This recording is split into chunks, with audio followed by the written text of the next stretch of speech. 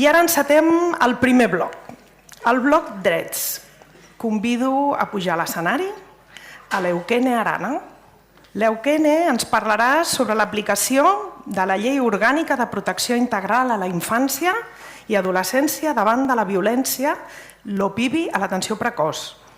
L'Eukene és sòcia i directora de Tzain, lo he dicho bien en vasco, molt bé, molt bé.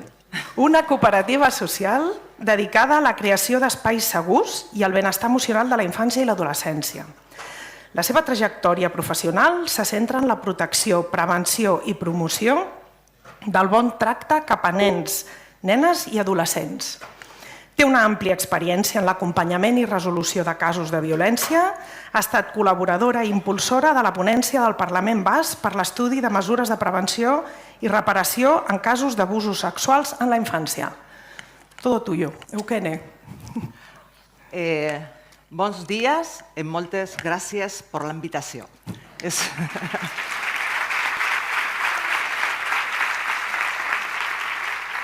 Sé que en euskera es mucho más difícil cuando vayáis al País Vasco, pero bueno, yo siempre entiendo bastante catalán, pero bueno, intento decir mis pequeñas palabritas. ¿Cómo estáis? ¿Bien? Vale, voy a hacer un pequeño juego rápido, ¿vale? Quienes sepáis mucho de la LOPIBI y habéis hecho cosas en vuestra entidad, os ponéis de pies, esperad. Quienes lo conozco, pero todavía no he hecho nada, os quedéis como a media altura, ¿vale? Y las que no habéis hecho nada todavía y que esto es una oportunidad para empezar a saber qué es la LOPIBI y demás, os quedéis sentadas. ¿Os parece? Venga, va. Quien sepa mucho de pies, quien no en cuclillas y quien no sentada. Madre de Déu. Bueno, no pasa nada. Para eso me han invitado hoy aquí. Gracias por participar. Lo de las cuclillas era por, como no habéis hecho todavía nada, para que aguantéis ahí un poquito el tirón. Vale. La LOPIBI, lo que voy a hacer es daros unas píldoras un poco de qué es la LOPIBI y que es algo que tenéis que cumplir todas las entidades que trabajáis con menores, ¿vale? Entonces, voy a intentar que no sea mucha chapa, porque sé que cuando se habla de leyes, pues siempre como que nos suena ya chino, ¿no? El hecho de hablar de una ley. Pero vamos a empezar un poco. A mí me gusta, antes de hablar de la LOPIBI, hablar de las violencias que sufren los niños, niñas y adolescentes en su desarrollo vital, ¿no? Y podemos decir que 1 de cada 5 niños, niñas y adolescentes va a sufrir violencia sexual en su infancia. Eso quiere decir que aquí estamos unas 480 personas. Imaginaros cuántas personas estamos aquí que hemos podido sufrir abuso sexual en la infancia y adolescencia. El abuso sexual en la infancia y adolescencia puede ser con contacto o sin contacto, ¿vale? Que te digan qué culo tan bonito tienes teniendo 6 años, 7, 10, 12 es violencia sexual, ¿vale? Que te manden un audio y te digan con esta música a las 3 de la mañana, y esto que os cuento son casos reales, ¿eh? Con esta música que estoy escuchando un entrenador a una deportista de 14 años. Con esta música que estoy escuchando y acordándome de tu culo me estoy poniendo palito. Estas son cosas que pasan en el día a día. Pasan en el deporte, pasan en las entidades sociales, pasan en el ámbito educativo, pasan en todos los sitios donde hay menores. Y además hay una peculiaridad, y es que las personas que cometen violencia contra la infancia son las personas más cercanas a los niños, niñas y adolescentes. Yo me acuerdo, yo tengo 54 años, cuando era pequeña me decían que venía el hombre del saco. El hombre del saco no existe, porque nunca, o la probabilidad de que sea una persona ajena a ti y que no la conozcas es bastante pequeña. Por lo general, somos las personas más cercanas a las y los menores los que cometemos violencia contra ellos y ellas, ¿vale? El 85% de las víctimas de violencia sexual no pide ayuda hasta la edad adulta. Uno de los cambios de la LOPIBI fue que el delito no prescribiera hasta que cumplieran, bueno, han ampliado la prescripción, ¿no? ¿Por qué? Porque la mayoría de los niños, niñas y adolescentes que han abusado de ellos en la infancia, hasta la edad adulta y muy adulta, no suele comentar que ha sufrido un abuso sexual. Pepe Godoy, que si lo buscáis por internet, es un amigo que sufrió abuso sexual en la infancia por parte de un entrenador, verbalizó por primera vez en su vida. Estaba casado, tenía 2 hijas, bueno, tiene 2 hijas y sigue casado. Comentó que había sufrido abuso sexual en la infancia con 43 años viendo un reportaje. Y por primera vez se lo verbalizó a su mujer. A partir de ahí, aun sabiendo que había prescrito, pues la mujer y él se aferraron a que no podía volver a ocurrir, porque además ese entrenador seguía entrenando, ¿vale? Y empezaron una batalla legal y de visibilización de las violencias que sufren los niños, niñas y adolescentes en el ámbito deportivo, educativo y socioeducativo, ¿vale? Entonces, recordar que entre los niños y niñas con los que trabajáis hay una probabilidad enorme de que muchos de ellos y ellas estén sufriendo violencia sexual, ¿vale? Con esto no os quiero asustar, solo quiero que seáis conscientes de una realidad que está presente en nuestra vida, desgraciadamente, ¿vale? Que la persona que abusa forma parte de su entorno de confianza, por eso siempre hablamos de padre, primo, tío, abuelo, entrenador, profesor, trabajador social, educador social, etcétera, etcétera. Hablo en masculino porque el 80 y mucho % son hombres los que perpetúan la violencia, da igual que sea hacia niños que hacia niñas, ¿vale? Y menos del 15% de los casos de violencia se comunican en el momento que ocurren, ¿vale? Con lo cual tenemos un problema de una dimensión muy amplia a la que es muy difícil atajar, ¿vale? Por eso es importante esta ley que os voy a explicar hoy, por eso es importante que todas las personas que trabajáis en las entidades sociales y que trabajáis con niños y niñas tengáis formaciones, tengáis políticas de protección y demás, porque yo siempre digo que una protección hacia la infancia y adolescencia no solo protege a los niños, niñas y adolescentes, os protege a vosotros y a vosotras como responsables de ese cuidado y protege a la entidad, ¿vale? Porque actuar mal puede suponer un agravio para la persona que ha actuado mal y para la entidad que no ha respondido adecuadamente, ¿vale? En el maltrato, se estima que más del 25% de los niños y niñas han sido víctimas de maltrato infantil. Un 25% es también un dato interesante, ¿vale? Aunque existe una brecha importante entre la prevalencia del problema, es decir, los hechos que realmente ocurren, ¿vale? Y la incidencia del problema. Esto significa que la mayoría de las violencias no aparecen en las estadísticas, ¿vale? Con lo cual, estamos ante una realidad que todos los informes y estudios que se han hecho al respecto nos apuntan a que hay un índice muy alto de violencia contra la infancia, pero no son datos reales, son estimaciones. Es decir, la mayoría de los expertos y expertas que trabajan esto dicen que probablemente se queden cortos y cortas en la estimación, ¿vale? ¿Por qué es importante y urgente cerrar esta brecha? Porque sin datos reales no podemos abordar el problema. Esto es un llamamiento para esas instituciones que tienen que poner recursos para que podamos o se pueda investigar realmente cuál es la prevalencia y las características de la violencia contra la infancia para que las personas expertas que nos dedicamos a generar esos entornos seguros podamos trabajar todavía mejor si se puede, ¿vale? ¿Y qué es violencia? Antes de llegar aquí, tenemos ahora me sale euskera, va. Cambio el chip. Vale, tenemos una definición de violencia muy reducida, ¿vale? Si tú le preguntas a un niño o niña adolescente, a un chaval de 6 años, de 10, de 12, 16, os van a decir diferentes formas de violencia. Porque la violencia, vamos creando el término en función de las violencias que vamos viendo, ¿vale? No es un término que conozcamos. Es más, podemos normalizar violencias que en la edad adulta podemos ser conscientes y decir, ostras, esto que me pasó en la infancia era violencia y yo lo había normalizado. Pongo un ejemplo. Yo cuando tenía 13, 14 años, le llamábamos perdonadme la expresión, le llamábamos el zanahoria, porque era un tío que nos llevaba como 14 o 15 años y siempre que podía, a las 3 amigas que solíamos estar juntas, nos sacaba la zanahoria, que cuando teníamos 8 años pensábamos que era una zanahoria, cuando fuimos más adultas nos dimos cuenta que no era una zanahoria, ¿vale? Entonces, yo eso no lo normalicé, porque era algo como que todas comentábamos de a mí también me lo hace, a mí también me lo hace, a mí también me lo hace, y cuando fui mayor dije, ostras, eso era violencia sexual, ¿vale? Entonces, el término lo vamos como ampliando en función de nuestras experiencias y de la edad adulta. Pero ¿qué es para vosotros y vosotras, o qué debería ser para vosotros y vosotras violencia? Que lo define la LOPIBI, ¿vale? Sería el trato negligente, ¿vale? Acción o omisión o trato negligente que priva a las personas menores de sus derechos y bienestar, que amenaza o interfiere su ordenado desarrollo físico, psíquico, social, con independencia de la forma o los medios en los que se cometen, ¿vale? Incluidas la violencia digital. En todo caso, se entiende por violencia el maltrato físico, psicológico, emocional, los castigos físicos, humillantes o denigrantes, la distracción o trato negligente, las amenazas, injurias, corrupción, pornografía infantil. Estamos trabajando con el Ministerio de Infancia para que cambien pornografía infantil, porque pornografía infantil no existe. Existe pornografía adulta, que se supone que a través de un consentimiento tú accedes a hacer pornografía. En este caso sería abuso sexual grabado o de redes hacia la infancia, ¿no? Entonces, bueno, pues está cambiando también eso, la prostitución, el acoso escolar, el sexual, ciberacoso.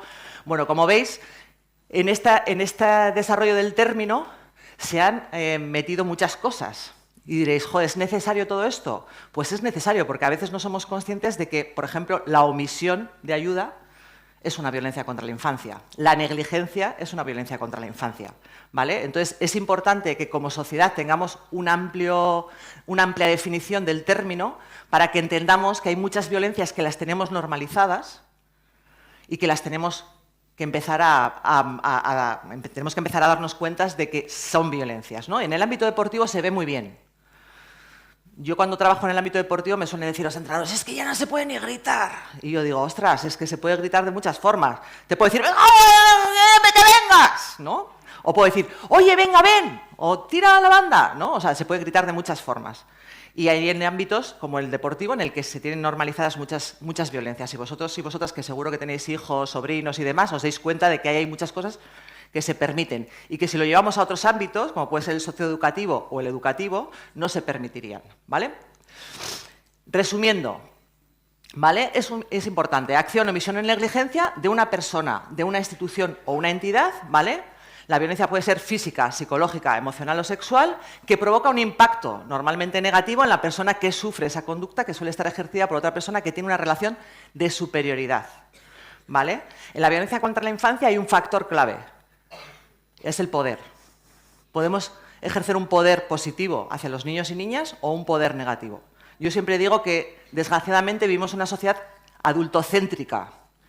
Estamos en unos zancos, ¿no? Y a los niños los vemos desde ahí. Y yo siempre digo que se pueden poner límites, se puede trabajar con ellos y ellas, pero siempre lo tenemos que hacer desde una situación mucho más cercana a ellos y ellas, ¿vale? Aquí me quería parar porque creo que es importante. Porque cuando dicen, vale, ¿qué es acción, omisión o negligencia? Porque no lo entiendo muy bien. Acción, conductas que causan daño. Gritar, humillar. Mira, te vas a poner, aquí no sé si se daba, pero hasta hace bastante poco en Euskadi se llamaba el choco de pensar, el penchaleku. Entonces los chavales y chavalas cuando se portaban mal les ponían contra una esquina al choco de pensar. Y yo cuando hablaba con los profesores y profesoras les decía, vale, pero ¿habláis con ellos de por qué están en el choco de pensar? No tengo tiempo, 25 alumnos de ratio, no tengo tiempo. Yo decía, pues entonces ¿para qué sirve? Para humillarle, ¿no? O sea, no puede servir para más. Entonces, que hay veces que hacemos cosas porque nosotras las vivimos así, porque nos lo han enseñado así, que muchas veces pueden suponer una violencia contra chavales y chavalas, ¿vale? La omisión, no intervenir cuando hay señales de violencia o sospechas. No tenemos que esperar a que haya una evidencia para decir, oye, me parece que este compañero mío no se está portando adecuadamente con los chavales y chavalas. Tenemos miedo a las represalias, ¿no? Por eso la LOPIBI da una serie de herramientas que facilitan la comunicación de situaciones de desprotección hacia la infancia y adolescencia, ¿vale? Y la negligencia, falta de cuidado, atención, protección, etcétera, ¿vale? Estas son tres elementos que son importantes en vuestro trabajo, ¿vale? Tenemos que actuar bien, no tenemos que omitir y a poder ser, no ser negligentes en nuestro trabajo, ¿vale? Vamos al lío, ahora sí que viene el lío. Tantos sentados, os va a sonar esto a chino, pero voy a intentar que sea lo más fácil posible. Vale, ¿qué aporta esta ley con respecto a la anterior? La anterior ley simplemente era asistencial, es decir, actuaba cuando ya había pasado algo. Por primera vez se recoge una ley, que es la Ley Orgánica de Protección Integral de Infancia y Adolescencia frente a la violencia, que dice, vale, tenemos que hacer una protección integral, es decir, tenemos que ampliar los ámbitos incluso desde donde se trabaja. Por primera vez sale como un espacio a tener en cuenta el ámbito deportivo, que hasta ahora estaba totalmente ajeno a cualquier ley, ¿vale? Tiene que tener un enfoque preventivo, es decir, tenemos que evitar que la violencia llegue, aunque yo siempre digo, el riesgo cero no existe. Podemos tener todas las formaciones posibles, podemos tener todas las herramientas y políticas desarrolladas, pero puede suceder violencia. Por eso es importante, que luego lo veremos, actuar correspondientemente en función de lo que haya pasado. Y yo siempre pongo el ejemplo con el enfoque preventivo. Hoy me habíais invitado aquí, si hubiese sido en Bilbao, que está lloviendo, a mares, para variar, pues yo ¿qué hubiese hecho? Hubiese salido de casa y hubiese dicho, tengo que llegar, tengo que causar buena impresión, así que me voy a poner unas botas de agua, un pantalón adecuado, un chubasquero, el paraguas, y joder, no vaya a ser que me pase algo, que me resbale, que me caiga, pues me voy a poner unos pantalones, por si acaso, de repuesto en la mochilita, ¿vale? Y yo salgo a la calle y he hecho un acto preventivo. Había lluvia, pues voy a prevenir para no mojarme. Pero voy por la calle tranquilamente, hay un pedazo de charco ahí del copón, aparece un coche y me inunda. ¿Qué es lo importante? Actuar. Y yo en el actuar ya lo tenía preparado. Si por un casual me pasa algo imprevisto, yo ya sé cómo actuar. Tengo unos pantalones de repuesto. Voy a causar buena impresión. ¿Me entendéis lo que quiero decir? Entonces, es importante prevenir, pero también es importante saber cómo actuar en el caso de que ocurra algo, ¿vale? Y el riesgo cero no existe, ¿vale? Hace un refuerzo al derecho de ser escuchado y escuchada, ¿vale? Y eso implica, pues, una actitud de escucha. Y eso implica también, que yo siempre digo que es súper importante entablar conversaciones con ellos y ellas, ¿vale? Y a veces hacemos como grupos, círculos, ¿no? de escucha, de habla y demás, y solemos decir, venga, pues ¿qué tal la semana? Bien, mal, regular, y ya está, nos quedamos tan pichis. Para mí, la escucha buena es que si un chaval o una chavala en ese círculo te ha dicho, joder, pues yo estoy triste porque mi gato está muy malo, pues que el siguiente día que la vea, le diga, oye, Ana, ¿qué tal está tu gato? Ahí es cuando se sienten escuchados, cuando realmente tenemos la capacidad de acordarnos que el próximo día que le vea a no sé quién, que me han trasladado preocupaciones, se las recuerde y les pregunte a ver qué tal están. Eso es ser escuchado. Ser escuchado también es tener un canal de comunicación apropiado para que los niños, niñas y adolescentes también puedan comunicar sus situaciones de desprotección. Porque claro, me dicen, es que ¿a quién se lo voy a decir? ¿A mi monitor, que es el que me violenta? Igual no tengo contacto en toda la entidad con más personas, con lo cual necesito tener unos canales adecuados para que yo pueda comunicar esas situaciones de desprotección, ¿vale? Y luego una figura clave, que es la persona delegada de protección. En todas las entidades que trabajan con menores tiene que haber esta figura. Luego vamos a adentrar un poco en qué significa esta figura, ¿vale? Entonces, los tres elementos fundamentales, la prevención, ¿y qué entendemos por prevención? Analizar los riesgos de todas nuestras actividades, incluso la parte física de nuestras entidades, ¿vale? Para detectar aquellas cosas que pueden suponer un peligro o un impacto negativo para los niños, niñas y adolescentes, ¿vale? Un plan de acción para minimizar esos riesgos que ya hemos detectado, ¿vale?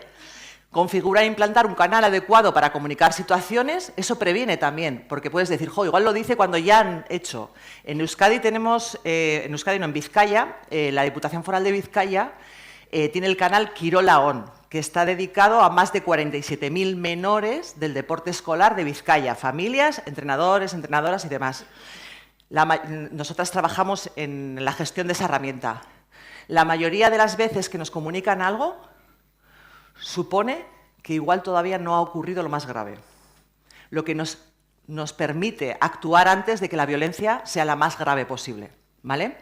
Entonces, ahí nos encontramos con entrenadores y entrenadoras que dicen, oye, yo tengo un compañero que es que esto me está resultando un tanto extraño. Y este canal es anónimo, si quieres o no, pero te permite investigar. y decir, oye, pues parece que sí o parece que no, ¿vale? Porque lo que sí tenemos que tener claras todas las personas que estamos aquí es que no somos ni jueces ni policías, ¿no? No es nuestro rol. Con lo cual no tenemos ni que creer ni que no creer. Simplemente tenemos que actuar, recabar la información y derivarla donde corresponda, ¿vale? Venga, favorecer la participación infanto-juvenil, que tiene que ver con eso, con escuchar realmente a los niños, niñas y adolescentes, ¿vale? Y yo siempre digo, joder, igual tenéis muchas cosas, después del rondo ese que habéis hecho con los chavales, apuntaros las 4 o 5 cosas de los 4 o 5 chavales para que el siguiente día os acordéis y les preguntéis. Porque cuando ellos ven que tú les has escuchado, ellos suben un peldaño de seguridad con vosotros y vosotras. Porque dicen, ostras, me están escuchando. Ostras, se acuerda de que mi gato estaba enfermo, ¿vale? Y por eso es importante que hagamos esa escucha activa. Qué silencio de repente. Va.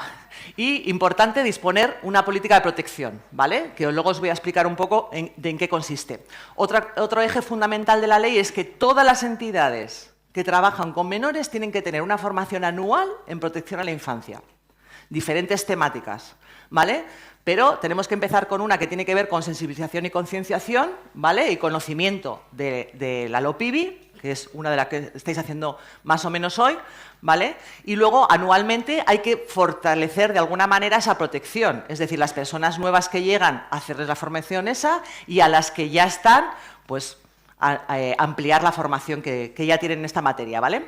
Y esta formación tiene que estar dirigida a todas las personas que componen la entidad, a la dirección, a los trabajadores y trabajadoras, al voluntariado y, por supuesto, a los niños, niñas y adolescentes. Si no les explicamos que hay una política de protección, si no les explicamos qué es violencia y si no les explicamos que si tienen un problema pueden acudir aquí, aquí, aquí, pues no vamos a acabar con el problema, ¿vale? Y, por último, la actuación, ¿no? Que era lo de la lluvia. Me hago una prevención, la formación es, como ya tengo todo estudiado, lo tengo todo claro, me voy a dar el curso, y la actuación es la gestión de casos, ¿vale? Por un lado, aquellos casos que todavía no han ocurrido o que pueden ser sospechas de que algo puede estar ocurriendo, ¿vale? O los que ya han ocurrido. Esa actuación tiene que ver con no solo cómo gestionamos los casos, sino cómo los resolvemos, ¿vale? Es decir, nos tenemos que anteponer a una situación, no podemos esperar a que pase algo para saber cómo va a intervenir mi entidad. Yo tengo que tener diferentes escenarios de violencia y en base a cada uno, al menos tengo que tener un camino a seguir. ¿Eso de qué nos sirve? De guía, porque luego tenemos que atender a la individualidad del niño o la niña que ha sufrido la violencia, el momento, el contexto, etcétera, etcétera. Pero por lo menos tenemos que tener un plan, ¿vale? Porque toda la entidad tiene que funcionar de la misma manera. No puede ser que yo decida que esto va a asuntos sociales y que mi compañera decida que es una tontería y lo mejor es que se quede aquí. Todas tenemos que saber cuál es el camino a seguir, ¿vale? Y la actuación también tiene que ver con implantar protocolos específicos. Por ejemplo, si en vuestras entidades hacéis campamentos de verano, hacéis excursiones, pues yo tengo que tener un protocolo de cómo van a ser las pernoctas, de cómo voy a garantizar la protección de las y los menores cuando dormimos fuera, de cómo voy a protegerles, ¿no? y detectar los riesgos que puede haber cuando voy en un autobús, ¿vale? Cuando hago una jornada de puertas abiertas, qué problemática puede haber en esa jornada de puertas abiertas en mi entidad, qué riesgos puede suceder y en base a eso tenerlos detectados y minimizarlos al máximo, ¿vale? Vale, hay 3 cosas que define la LOPIBI, ¿no? Como buen trato, entorno seguro y participación infanto-juvenil, que son 3 elementos básicos en la protección de la infancia y adolescencia. Es decir, la protección de la infancia y adolescencia tiene como apellidos buen trato, entorno seguro y participación infanto-juvenil, ¿vale? ¿Qué es el buen trato? Aquel que respeta, ¿vale?, los derechos fundamentales de los niños, niñas y adolescentes, promueve el respeto mutuo, ¿vale?, fomenta la solución pacífica de conflictos, es decir, antes de mandarle al choco de pensar, voy a ver cómo gestiono este problema que tenemos aquí, ¿vale?, garantiza la igualdad de oportunidades, rechaza toda forma de discriminación, en definitiva, implica crear entornos, ¿vale?, seguros, justos y respetuosos. Pero cuando hablo de buen trato, no tiene ningún sentido que digamos, vale, sí, buen trato a la infancia, guay, tal, y luego tratemos mal a nuestra compañera delante de los niños y niñas. El buen trato tiene que impregnar toda la entidad, ¿vale? ¿Qué es un entorno seguro? También el entorno respeta los derechos, promueve activamente el cuidado y protección, tanto física como emocionalmente y social. Es decir, aquí podríamos hablar, el entorno seguro es la política de protección, ¿vale? Garantiza espacios donde se pueda crecer en confianza, respeto y libertad y en todos los ámbitos donde transcurre la vida de los niños, niñas y adolescentes, ¿vale? Es decir, es una responsabilidad compartida, no basta con evitar el daño, hay que crear activamente condiciones, ¿vale?, para la prevención y la protección de los niños, niñas y adolescentes.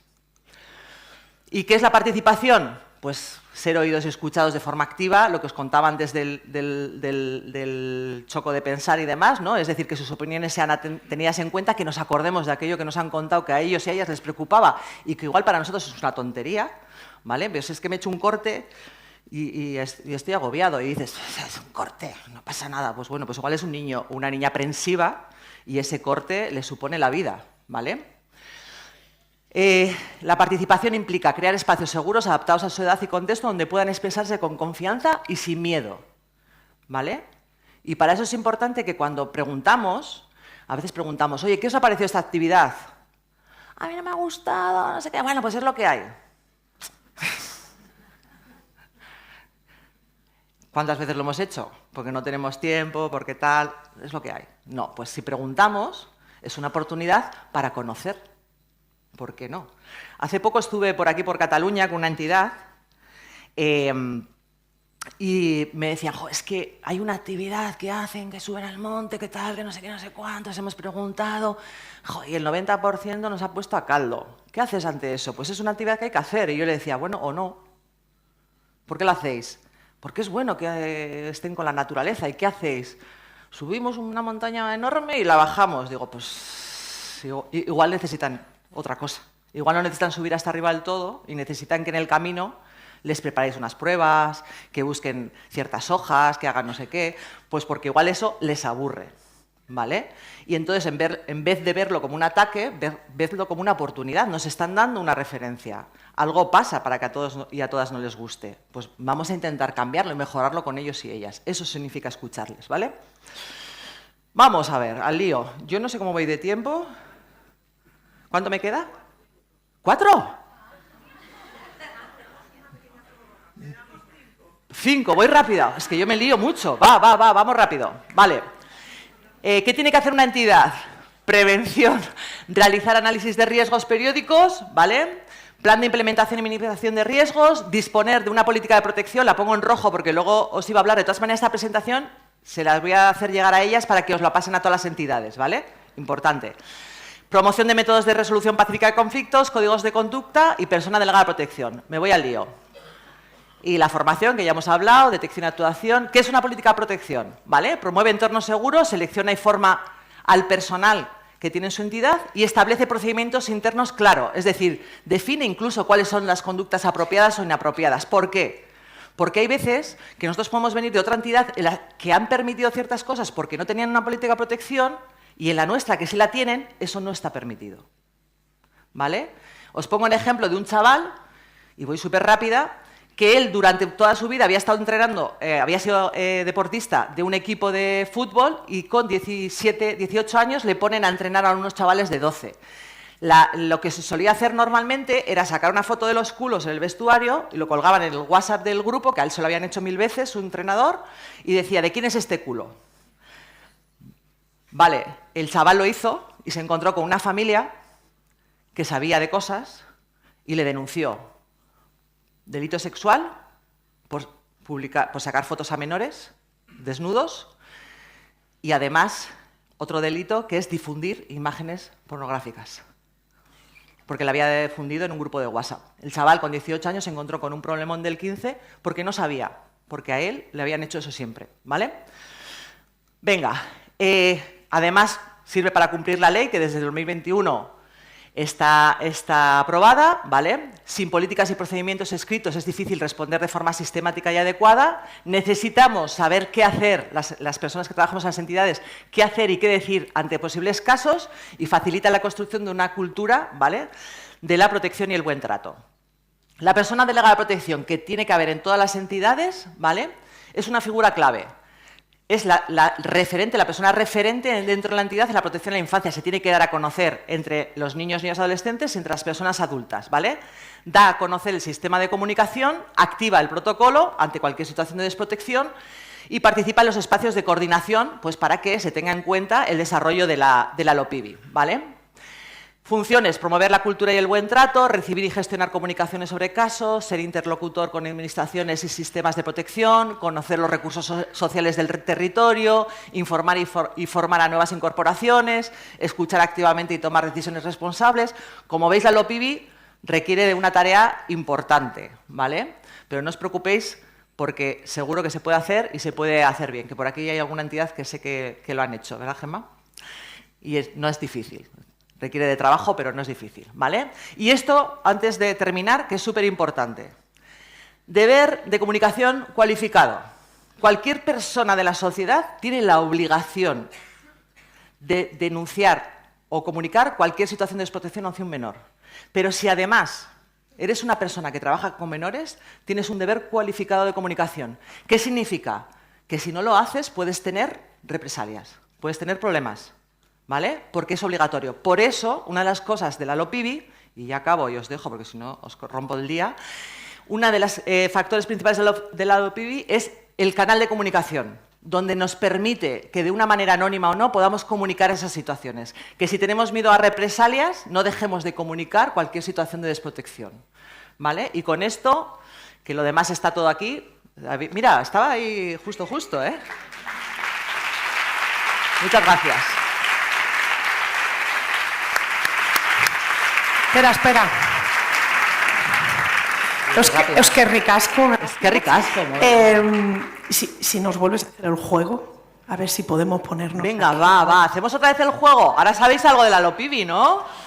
Venga, quien sepa muchísimo de la LOPIBI de pies y quien no en cuclillas, que es el resto de la sala. Venga, va. ¡Esas cuclillas! Venga, muy bien. Un placer. Gracias. Gràcies, Eukene. Nada. Gràcies. Moltíssimes gràcies, Eukene, per la seva claretat, ja ho heu vist, la seva contundència. De vegades parlar de lleis es fa feixuc, però la veritat és que l'Eukene ho posa molt fàcil. Y segurament la tornarem a veure, seguramente, Eukene, porque solo estamos de cuclillas, solo. Hay que alzarse, ¿no? Gracias.